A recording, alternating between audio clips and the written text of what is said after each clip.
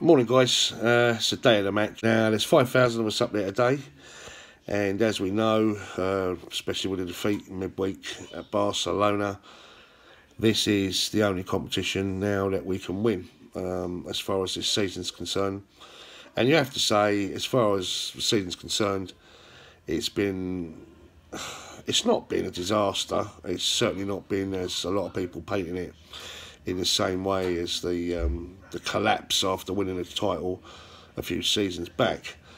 But it's been a bit of a mishmashy sort of season where there's been flashes of brilliance, good performances, inept performances, terrible performances, and it's times when it's been disappointing. You have to say the Carabao Cup, the semi-final against Arsenal, disappointing. I thought that was a two-legged affair where we should have won. Certainly the best side in the home leg, and in the second leg I just didn't think especially in the second half, we showed up when we should have done, because I think it was a very poor Arsenal that we were playing, and we should have been in the final playing Manchester City. Wasn't to be. As we now know, we're outside the top four, and there's a fair old points differential now between us and the chasing pack. United have got a big gap on us. Liverpool, because they've won again, have as well, and indeed so have Spurs. We do have Liverpool and Tottenham to play at the Bridge, but we're still going to need results to go our way. And if you was a betting man, I don't think you would look at that in terms of, with a lot of confidence, that we're guaranteed to be in the top four. I think we've got a chance, but we got, I think it's very, very minimal. So this is the one, guys, and we've got to turn up today. 5,000 of us there. It's a massive, massive game, and Spurs are through already. They won away very convincingly, which I knew they would do at Swansea. United have repeated the '83 final against Brighton, comfortably won 2, and the other game, of course, is Wigan against Southampton, which I kind of half expect Southampton to win that. And this is a game which is not going to be easy, not at all. Hello everyone, for my preview into the FA Cup quarterfinals between Leicester City and Chelsea. Now, I was at the camp now on Wednesday night for the Barcelona game, of course. With a performance like that, where we were gifting them goals, where, our point finishing was, I wouldn't really say average, I would say poor, and I wouldn't say mediocre either, because there were some decent, finishing, but, none of them went in. From Hazard, who, I've been very critical of, and who focuses more on dribbling rather than going into the box and scoring, and with Courtois' mistakes, I think this game against Leicester is critical to our season, and we need to perform better. I realized that, maybe I shouldn't be too worried, because he does want to get top 4, yes, but he also wants to win the FA Cup. So I hope that Chelsea go out fighting for that game. So let's look at the team then. Listening to Antonio Conte's press conference, he was asked the question, because we have rested players in all the cup games so far this season, are we likely to do the same? And, or are we likely to go with a strong 11, our strongest 11? And he has indicated, because of the at the time when we were playing the earlier games, there was a lot of games that were coming fast and furious, so naturally he's had to shuffle the pack and rest at certain times, whereas we've had time to recuperate and rest. So therefore he's going strong. I think it's more a case of the fact that we've got to go strong, because this is all we got now in terms of in terms of winning something this season. So I expect the goalkeeper to be Thibaut Courtois, and I say that because with a little bit of... I think Willie Caballero's done absolutely superb for us, and it wouldn't bother me either or, tell you the truth. I actually think Caballero's just as good as Courtois. He's not seen in that light, but I don't think he's done anything wrong for us at all. But I think he'll go with Thibaut. The back three will be same as it ever was. Cesar Azpilicueta. I think it'll be Christensen, Andreas Christensen, and Antonio Rudiger. Wing backs will be Victor Moses and Marcos Alonso. And I think the holding mids will be N'Golo Kante and Cesc Fabregas, with our forwards being Willian, Hazard, and I think up top Vera Morata. It kind of gave a few clues away, saying that maybe he'll score when asked the question about Morata this weekend.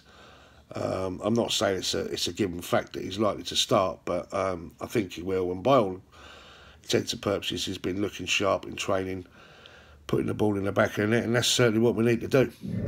As far as Leicester's concerned, well, we all know their strengths. They do have a proven prolific goal scorer, and a player I think we should have actually picked up at some point during the course of the season, because I feel that's where, if you look at us as a football club, that's where we've been lacking.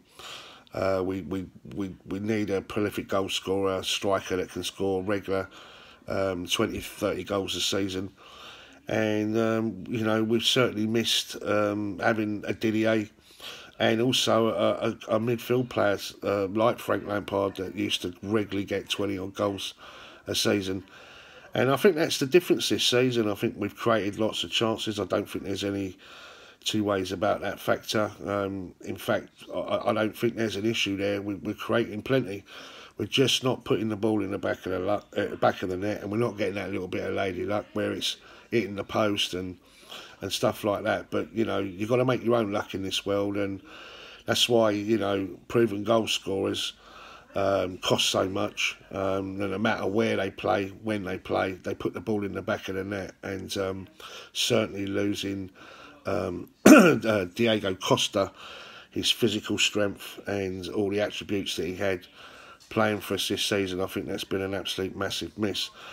So as far as Leicester concerned, obviously we know Jamie Vardy, we know that he likes that ball over the top, and obviously Mahrez is another threat. Look, Leicester are good at home, and they'll certainly be playing with a passionate crowd behind them. They do make a lot of noise at the King Power, albeit that we've got 5,000 there ourselves. But this is their opportunity. This is their chance as well of actually winning something. They're not involved in anything else, as we know, so they'll certainly be putting every single ounce of effort into getting a result themselves today. So from that factor, I think it's going to be really, really, really tough. Into the lineup, I think briefly, I'm just going to say what I think about Leicester. I think Leicester will go with a 4-4-1-1 or 4-2-3-1 formation. And since they have none of their players injured, I think they're going to play their best players possible. I don't know who specifically is going to play, or if I'm right on what I'm going to say, but I'm going to move on from here. As for Chelsea, I think I would like to see the following lineups. The first one is because Hazard and Courtois didn't play well against Barcelona. And granted, maybe that's not exactly a good enough of an excuse, because you can always have an off day. But to me, the manager needs to put them on the bench and replace them with Callum Hudson-Odoi and Caballero respectively, to show to those players, to Hazard and Courtois, what happens if you do not perform in big games like Barcelona. Secondly, with regards to Hazard, specifically, you know, as I've mentioned before, you know, he focuses more on dribbling rather than scoring. But my other problem is that there is an issue with his stamina and his fitness, and that's something that I've stressed many times in the past. And I think for someone like Callum Hudson-Odoi, who is a promising English winger, would allow us to see how well Hudson-Odoi can play in these types of big games, and maybe how we could play if, Hazard decided, you know what, I'm just going to leave to Real Madrid. Thirdly, I think we haven't seen enough of Emerson and Drinkwater this season, and Drinkwater knows most of the Leicester squad and their weaknesses, so I would say we can only use that to our advantage. And we should use that to our advantage. As for Emerson, I mean, he's better defensively compared to Alonso through the stats. Now, application, I mean, I've only seen that in one game. I've only seen him in one game, so I don't know if he really is, but through the stats, it shows that he is better defensively than Alonso. And I would love to see if he can play as a complete wing-back, because it would show that we have a young wing-back that has the potential to be better than Alonso. Lastly, I think that having Morata is crucial for this game, as we need a striker who has the technical ability and the pace to beat Leicester's slow centre-backs and strong, physically centre-backs. Now, before I go, I think I want to say something about Morata. To me, Morata is no different than Didier Drogba in his first season. I mean, he goes down quite easily. He isn't scoring a lot right now. 10 goals in the Premier League, roughly, if I remember correctly, and which was the same as Didier Drogba in his first season. And there are many other factors that are similar, but I think, personally, I think the way for him to be able to thrive is for Morata to emulate what Drogba did in Ancelotti's first season in charge, which was in 09-10, I think it was, if I remember correctly. Yeah, I think it is. Where basically, I mean, he was using his talents for the team. He was scoring 29 league goals in 33 games. I mean, Drogba even went to the Africa Cup of Nations and still came out top scorer. Now, at the time, that was 29 goals in 33 games. That is impressive. Nowadays, I mean, when you look at Salah, okay, maybe you might not think it's impressive, but at the time it was. So I just think that if you can emulate what Drogba did in that season, and he can do that, Morata can emulate that in many seasons, I think he will thrive at Chelsea. In terms of the result, I think we're going to win. It's very important that we do, but I think it's going to be a very tight game. We might just, I fancy us to nick it by just the odd goal.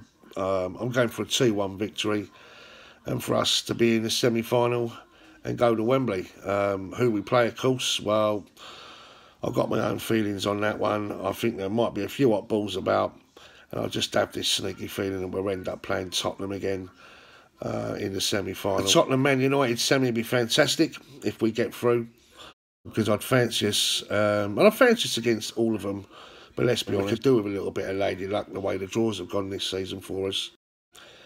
So yeah, it'd be nice to get through, and it'd be nice to play the winner of Southampton-Wigan for sure, and then honestly, I'd quite like to play Manchester United in the final, and winner takes all, Conte versus Mourinho.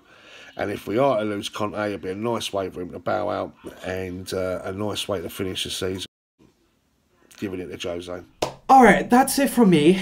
Please like the video if you enjoyed it. Subscribe to keep up to date with new uploads from Tony and others. And I will see you later. Well then, lads, I'll see you down at the King Power. Let's go for it today, Chelsea. Let's give it everything. Let's get behind the boys. I'm sure we will. Chelsea supporters are just fantastic, as we know, especially away from home.